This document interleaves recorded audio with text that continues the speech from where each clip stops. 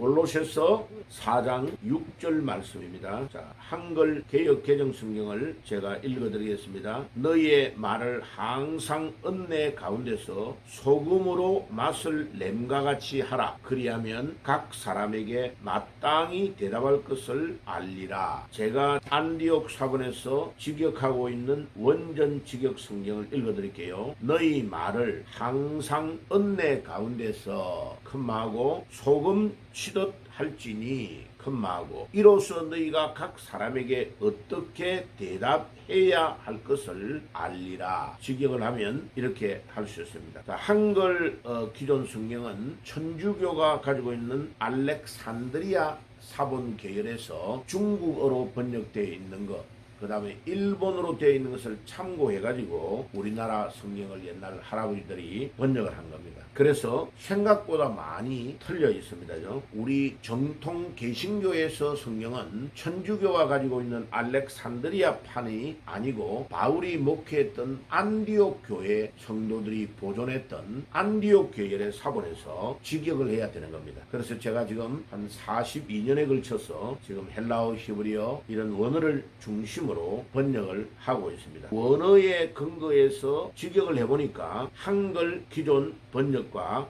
여러 가지가 차이 납니다. 첫째는 한글 성경에는 큰 말을 전혀 찍지 않고 있는데 가운데 너희 말을 항상 은혜 가운데 하고 컴마가 있습니다. 원어는 그죠? 소금을 치듯 할지니 컴마 이로써 너희가 각 사람에게 어떻게 할 것을 알리라 하고 마지막 마침표 피리어드가 반드시 찍혀 있습니다. 문장은 시작해가지고 마지막에 마침표로 반드시 끝나야 한 문장이 완성되는 겁니다.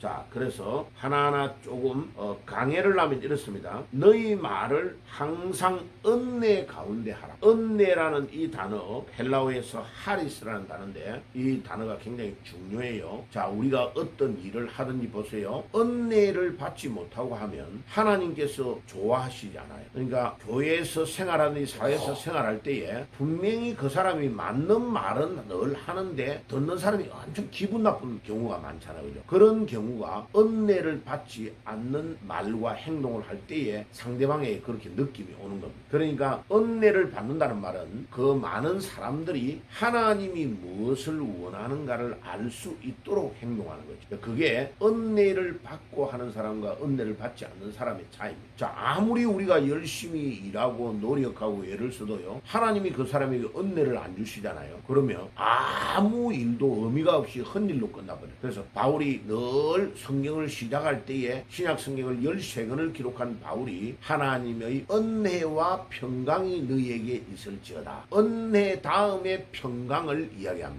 이 순서가 아주 중요합니다. 평강이 먼저 있고 은혜가 있으라 이렇게 안 합니다. 하나님의 은혜와 평강이 너희에게 있을지어다. 하나님이 우리에게 은혜를 주시면 평강이 따라오는 겁니다. 그래서 오늘 이 아침에 여러분들 우리가 말을 할 때에 하나님이 우리에게 은혜를 주시는 말을 잘 골라서 하는 것이 아주 중요합니다. 그래야 공동체 생활을 하는 데에서는 굉장히 중요한 역할을 할 수 있는 것입니다. 이 은혜롭게 말을 해라. 이 말이 첫째, 지금 사도 바울이 로마의 감옥에서 골로새 성도들에게 분부하고 부탁하는 겁니다. 그런데 그것이 우리 예수님께서 우리에게 하는 부탁입니다. 그런데 은혜롭게 하라는 말과 연결이 될 수 있는 의미가 친절하게 해라, 매력이 있게 해라 라는 의미와 연결되는 단어입니다. 그 단어의 뜻이 그러니까 그냥 은혜스럽게 하라 하면 이게 무슨 말인가를 잘 모르는데 그거를 조금 더 해석을 하면은 친절하게 하고 아주 매력이 있게 해라. 똑같은 말인데도 말이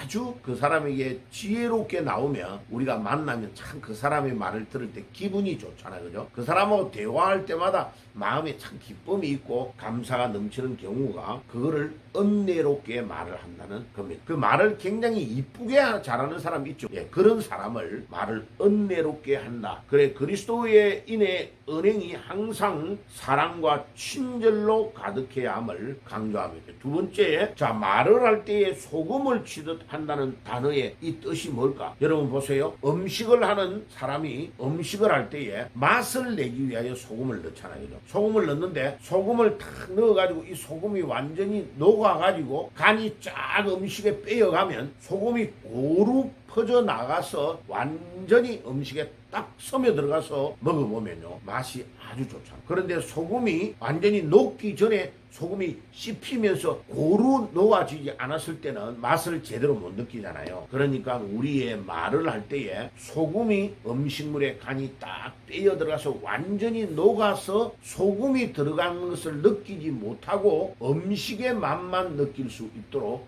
하는 그 상태를 우리 주님께서 지금 이 말씀을 우리에게 해주는 것이다. 그러니까 분명히 소금은 들어가서 음식 전체의 맛은 아주 느낌이 좋은데 소금이 들어갔다는 것을 느끼지 못하는 것과 같이 말을 소금으로 간을 맞춘 것과 같은 그런 방식으로 우리가 말을 하라. 이 말을 할 때 얼마나 분별력이 있고 진리를 따라 말하고 지혜롭게 말해야 되는가를 우리에게 주님께서 말씀해주는 아주 중요한 핵심이다. 저는 참 이 말씀을 묵상을 할 때마다요 제 아버님을 굉장히 생각할 때가 많아요. 제가 고등학교 때 우리 400명 정도 다니는 교회에 장로님 투표가 있었어요. 투표가 있는데 이 우리 장로교에서는 세례교인 이상이 투표를 하잖아요. 투표를 하는데 1등, 2등, 3등을 꼭 뽑아요. 압도적으로 우리 아버님이 1등을 한 거예요. 그런데 2등하고는 어마어마하게 차이가 났어요. 그래 내가 집에 가서 아버지에게 물어봤어요. 아버지 저 2등한 저분하고 어떻게 해서 차이가 그렇게 많이 났을까요? 하고 슬쩍 물어봤어요. 아버지가 말이 적은 분이에요. 근데 그거를 적답을 안 하고 저 시골에 농사 짓는데 이렇게 아침에 같이 가다가 그냥 고구마 같은 거 캐러 가다가 아버지가 대답을 하더라고. 며칠 있다가. 다른 말을 하면서 뭐라고 하느냐 하면은 교회라는 공동체 안에서 행동할 때는 말을 엄청나게 조심해야 되는 거다. 그러니까 말은 한 번 뱉어버리면 다시는 주워 담을 수가 없다. 그래서 말을 하기 전에 한 번, 두 번을 최소 생각하고 말을 해라. 그렇게 하면 실수가 없고 말에 대한 어려움이 없게 된다. 그리고 언제든지 네가 대답할 수 있는 말이 나올 수가 있다. 그래서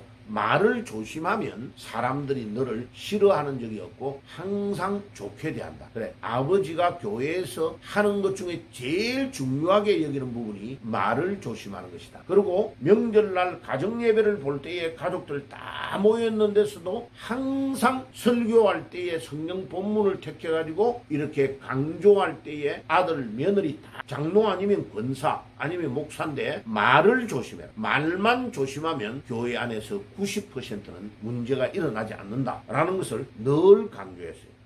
그래서 이 구절들 말에 대한 이야기가 딱 나오면 저는 항상 아버지 생각이 나요. 그래서 참 훌륭했던 분이다 라고 제가 느껴요. 우리 아버님이 1919년생이거든요. 유관순 누나가 독립운동할 때 태어났던 분인데 돌아가셨죠. 당연히 지금은 94세까지 사시다가 돌아가셨는데 지금도 아버지를 생각하면 말을 참 소금으로 고르게 함같이 절제를 잘한 분이다 라고 느껴요. 참 아버지를 닮아가야 되겠다라는 것을 늘 느끼는 거예요. 그 다음에 그 마지막을 보세요. 이로써 너희가 각 사람에게 어떻게 대답해야 할 것을 알리라. 그러니까 말은 내가 말을 하고 나중에 내 말에 대한 다음에 사람이 물어볼 때에 내가 뭐라고 대답해야 될까를 생각하며 말해라는 거죠. 와 이거 쉽지 않아요. 참 어려운 것을 우리 주님께서 말씀하고 계시는 거예요. 그럼 마지막으로 여기에 관련되는 있는 구절을 몇 가지를 제가 찾아보니까 제일 중요한 구절이 야고보서 3장 2절이에요. 말에 실수가 없으면 온전한 사람이다 라고 야고보서 3장 2절이 우리에게 이야기하고 있어요. 그 다음에 에베소서 5장 15절에서